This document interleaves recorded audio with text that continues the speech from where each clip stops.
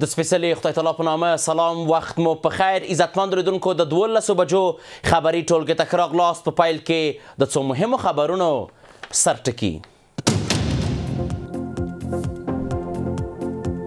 په ترکیه کې د افغانستان او پاکستان ترمنځ د خبرو اترو پای. په استانبول کې د کابل او اسلام آباد ترمنځ خبرو اترو کې دواړه لوري پر زغم او ډیپلوماسۍ ټینګار کړی دی.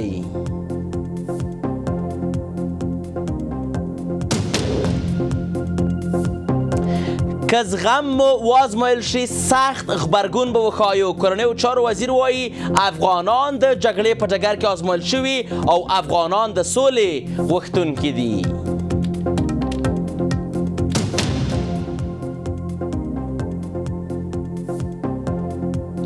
او د تورخم او چمن لارو تړل پاتې کېدو له امله اندېښنې.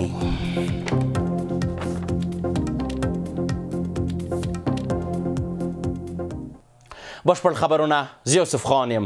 د اسلامي امارت ویان ذبیح الله مجاهد ویلي چې د افغانستان اسلامي امارت له پاکستان سره د مثبتو اړیکو دوام غواړي او د دوه اړخیزو درناوي کورنیو چارو کې نه لاسوهنې او چاته د ګواښ نه رامنځته کولو پر اصولو د ولاړ روابطو ته ژمن دی. مجاهد دا څرګندونې په خپله د ایکس ټولنیزې شبکې پر پاڼه کړي دي. د هغه په وینا د استانبول وروستي مذاکرات چې یو پیچلی بهیر یې درلود، د دې خبره په تایید پای ته ورسېدله چې دواړه لوري به بیا هم مجلس کوي او پاتې مسئلې به تر غور او بحث لاندې نیسي. د اسلامي امارت ویاند زیاته کړې د افغانستان اسلامي امارت له پیله پر ډیپلوماسۍ او تفاهم باور درلود او له همدې امله د رښتینولۍ او جدیت پر بنسټ د یو جامع او مسلکي ټیم په ټاکلو سره د خبرو پروسه پیل او تر دې دمه په پوره همکارۍ او زغم تعقیب کړې ده. هغه ټینګار کړی اسلامي امارت د خپلو نورو ګاونډیانو هیوادونو په څیر له پاکستان سره هم د ښو اړیکو د پراختیا هیله لري او هڅه کوي چې اړیکې د متقابل احترام پر بنسټ نور هم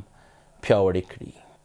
په همدې حال کې د افغانستان د بهرنیو چارو وزارت دریم سیاسي رئیس ذاکر جلالي ویلي چې د افغانستان او پاکستان ترمنځ د استانبول د خبرو پایله به د دواړو هیوادونو د دوه اړخیزو اړیکو راتلونکی وټاکي. جلالي په خپل ایکس پاڼه لیکلي چې دواړه لوري باید په رښتینولۍ او هوښیارۍ سره خبرې اترې ترسره کړي، ځکه غیر واقعي تمې د هیچا په ګټه نه دي او یوازې د بهیر د اوږدېدو او د پرمختګ د کمزوري کېدو ګواښ رامنځته کوي. د نوموړي په وینا د اوربند دوام د مشرانو په کچه د راتلونکو خبرو هوکړه او د څارنې ورزونې د میکانیزم جوړېدل ښایي چې دواړه خواوې د پرمختګ په لور روانې دي او د سولې بهیر پر مخ وړلو په اړه جدي ژمنتیا لري. د افغانستان د کورنیو چارو وزیر خلیفه سراج الدین حقانی خبرداری ورکړی چې که یو ځل بیا د افغانانو زغم وازمایل شي، دا ځل به سخت غبرګون وښایي. حقانی ویلي افغانان د جګړې په ډګر کې آزمایل شوي او هیڅکله د نړۍ د سترو امپراتورانو پر وړاندې سر نه دی ټیټ کړی. نوموړي ټینګار کړی افغانان د سولې او ثبات غوښتونکي دي، خو د زغم د کمزورۍ په سترګه ورته کتل به لویه تېروتنه وي. د کورنیو چارو د افغانستان پاکستان ترمنځ روانو مذاکراتو ته په اشارې سره ویلي پاکستان ته مو ویلي چې ستونزې مو خپلې دي، ولې پر موږ راتپئ. د افغانستان د اسلامي امارت د کورنیو چارو وزیر خلیفه سراج الدین حقانی خبرداری ورکړی که یو ځل بیا د افغانانو زغم وازمایل شي، دا ځل به سخت غبرګون وښیي. حقانی ویلي افغانان د جګړې په ډګر کې ازمایل شوي او د نړۍ د سترو امپراتورانو پر وړاندې هم خپل استقلال او غیرت ساتلی دی. نوموړي ټینګار کړی چې افغانان د سولې او ثبات غوښتونکي دي، خو که څوک د هغوی زغم د کمزورۍ نښه وبولي نو دا به لویه تېروتنه وي. افغانستان یو میړانه قوم دی، یو غیرتي قوم او ملت دی. لکه د جنګ په میدان کې لوی امپراتورۍ ته تسلیم نشو، د خپل ازادي واخیستله، خو بیا هم د خپل اصلیت یې وساتو. چا سره یې تر خپل حریم د باندې تجاوز ونه کړو، په مشروع تجاوز کې چې موږ دا حق راکولی کېدو چې موږ دا کړی وای، خو دا مې ونه کړو. دا مې ونه کړو. په خپل حدودو کې، په خپل حریم کې دننه د خپل مملکت نه دفاع وکړه په سار و مال. خدای پاک موږ برلاسي کړي یو. اوس هم یو خلکو ته دا مشوره ورکوي چې په خپلو پرېکړو او فیصلو باندې تجدید نظر وکړي. چې په افغانستان باندې د نوې تجربې ازموینې نه کوي. افغانستان که په جنګ او جهاد کې ډېر پیاوړی او غښتلی تاریخ لري. د کورنۍ چارو وزیر خلیفه سراج الدین حقانی د افغانستان او پاکستان ترمنځ روانو مذاکراتو ته په اشاره سره ویلي پاکستان ته مو ویلي چې ستونزې مو خپلې دي ولې یې پر موږ راټپئ. حقانی دغه څرګندونه د یو لړ خبرو په ترڅ کې کړې چې پکې د دوړو هیوادونو ترمنځ د وروستیو تاوتریخوالي او سیاسي اختلافاتو یادونه وکړه. نوموړي ټینګار کړی چې افغانستان د سولې تفاهم او متقابل درناوي له لارې د ستونزې د حل پلوی دی خو د بې بنسټه تورونو او فشارونو منلو ته چمتو نه دی. اوسنۍ ستونزه چې کومه موږ د دې ترمنځ سره راغله دا داسې ستونزه نه ده چې موږ یو بل ته لاس په مشش یو ځای کې چې ګنجایش تحمل د خبرې وي بیا ضرورت جنګ ته نه پاتې کېږي. د اوسنۍ ستونزه چې کومه ده په دومره لویه تېروتنه باندې چې دوی د خپله ستونزه رااخلي افغانستان ته منسوبوي د افغانستان نه انتقام جوړي کوي.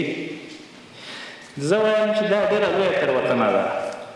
خلیفه سراج الدین حقانی په کورنۍ چارو وزارت کې یوې غونډې ته ویلي افغانان نړۍ ته د مثبت تعامل پیغام ورکوي. له افغانستانه به هیڅ هېواد ته زیان نه رسیږي خو که راباندې لګیږي نو دا به د دوی تېروتنه وي. دغسې په تفاهم او خبرې کوم الحمدلله ډېر غښتلی تاریخ لري. د جنګ میدان مې په میدان خلکو ته ثابت شوی دی او د خبرو میدان هم الحمدلله په خبرو ثابت کړی دی. اوس هم دا وایي چې د تفاهماتو د خبرو لارې چې کومې دي افغانستان الحمدلله چې یوه ژمنه په دوحه کې وکوله دا محدوده ژمنه وه. ګورئ تاسو فکر وکړئ د امریکا جامع ناټو د دې سره یې توافقنامه وکړله حتی موږ یو ګام نور هم ورپورته شو. زموږ مذاکراتي ټیم جناب ملا برادر افغان په مشرۍ د سیاسي کمیسیون او د جناب علي قدر امین صاحب حفظه الله تعالی له طرف نه دا ژمنتیا راغله په توافقنامه کې چې خیر ټولو دنیا ته دا وعده ورکړي چې موږ د چا دپاره تهدید نه یو. د اسلامي امارت دغه لوړپوړي چارواکي د دفاع لپاره د افغانستان پر مشروع حق په ټینګار سره وویل چې افغانستان له نړۍ سره د ښو اړیکو غوښتونکی دی. په اسلام آباد کې د افغانستان د اسلامي امارت سفیر سردار احمد شکیب د تورخم او چمن د لارو د تړلې پاتې کېدو له امله د افغان کډوالو د وضعیت د خرابېدو په اړه اندېښنه څرګنده کړې. سفیر ویلي د یاد لارو تړل زرګونه افغانان له جدي ستونزو سره مخامخ کړي دي او بشري وضعیت ورځ تر بلې د خرابېدو په حال کې دی. نوموړي له اړوندو لورو غوښتي چې د انسانیت له مخې د دغو لارو د خلاصون او د کډوالو د حالت د ښه والي لپاره ژر اقدامات وشي. په وروستیو ورځو کې د پاکستان او افغانستان ترمنځ د تورخم او چمن لارې له امله د سوداګرو او عامه خلکو تګ راتګ له خنډ سره مخ شوی دی چې له امله یې سلګونه افغان کورنۍ د لارې په دواړو غاړو کې بندې پاتې دي. له ټولو ورځو راهیسې چې د تورخم او چمن لارې د وروستیو ناارامیو له وجې د پاکستان لخوا تړل شوي او په نتیجه کې د دواړو هیوادونو ترمنځ تجارت ترانزیت او د عامه خلکو تګ راتګ په ټپه درېدلی ورسره د بند پاتې افغان مهاجرونو وضعیت هم تر حد زیات خراب شوی دی. له یوې خوا پولیسو ته ویل شوي دي چې د کډوالو د نیولو او شړلو لړۍ تیزه کړي. هغوی په کمپونو مساجدو او عامه ځایونو کې خلکو ته اعلانونه کوي چې افغانان له کورونو او دوکانونو وباسي، پولیسو ته په اړه معلومات ورکړي او ځایونه په کرایه مه ورکوي. موږ ته رسېدلي معلومات ښیي چې تر دا مهاله شاوخوا 10,000 کډوال نیول شوي او تمځایونو هولډینګ سنټرونو ته نقل شوي دي. له همدې ویرې بیا په زرګونو نور کډوالو خپلې کډې تړلې دي، په ګاډو موټرو کې ناست دي خو لارې ورته بندې دي. د پاکستان له مختلفو سیمو خصوصا پنجاب ایالت نه چې کومې کډې راغلي دي له بده مرغه هغوی د پېښور له جمرود نه نیولې تر تورخم پورې تقریبا 400 لویو موټرونو کې ځای منتظر پاتې دي چې له ډېرو شدیدو ستونزو سره مخ دي. دغه کسانو کې چې ماشومان، زنانه، سپینږیري او ناروغان هم شامل دي له یخنۍ سربیره د سرپناه، پاکو اوبو، خوړو او درملو له نشتوالي سره مخ دي. په تېرو 3-4 ورځو کې 3 تنه ماشومان او 1 زنانه د نامناسبو شرایطو له وجې دوی خپل ژوند د لاسه ورکړی. ډېری کسان سفارت ته راغلي، حتی داسې شکایتونه یې هم کړي دي چې په ځینو ځایونو کې لکه سیالکوټ، خوشاب او اټک داسې نورو سیمو کې هغه ستنېدونکي افغانان چې روان وي په کډو کې، هغوی د پولیسو لخوا د موټرو راکښته کېږي، بیا د دوی په وینا چې پیسې ورته ورکړي او پرېږدي چې پیسې ورته ورنکړي، په زور یې هولډینګ سنټر ته انتقالوي. دوی همداراز شکایت کوي چې پولیس د پیسو په تمه هغوی په مختلفو بهانو ځوروي. دا چې له یوې خوا کډوال په زوره ایستل کېږي او له بلې خوا یې پر مخ ټولې دروازې تړلې وي، نو هغوی طبعا د سړک پر سر ژوند تېرولو ته مجبورېږي چې له امله یې د یو ستر بشري ناورین د رامنځته کېدو ویره ده. په دې اړه په اسلام آباد کې د افغانستان سفارت د پاکستان حکومت په جریان کې اچولی او ورنه مو رسما غوښتنه کړې او یو ځل بیا دا غوښتنه تکراروو چې باید ټولې دروازې تورخم، بولدک، انګور اډه، غلام خان او داسې نورې ټولې لارې ژر تر ژره پرانیزي تر څو د مهاجرین په اسانۍ سره وکولی چې خپل وطن ته ولاړ شي، او یا د جبري اخراج دا بهیر تر هغه وځنډول شي تر څو د تګ راتګ لارې بیرته فعالې شي. همداراز د پاکستان له چارواکو نه زموږ بله غوښتنه دا ده چې د ډیپورټ مراکزو یا هولډینګ سنټرونو مسؤلینو باندې هم تاکید وکړي چې په دې مراکزو کې ساتل شوو افغانانو سره انساني چلند وشي او ټول د اړتیا وړ اسانتیاوې ورته برابرې شوي چې هغوی په مشکل حالت کې اوس شپې ورځې تېروي. موږ همدارنګه د ملګرو ملتونو د کډوالو عالي کمیشنرۍ او نورو نړیوالو ادارو څخه هم غوښتنه کوو تر څو د چکین په مراکزو کې لازمې اسانتیاوې زیاتې کړي او د کډوالو په منظم ستنېدنې کې پوره مرسته وکړي. خبري ټولګه پر همدې ځای پای ته ورسېده. تر بیا کتو ښې چارې.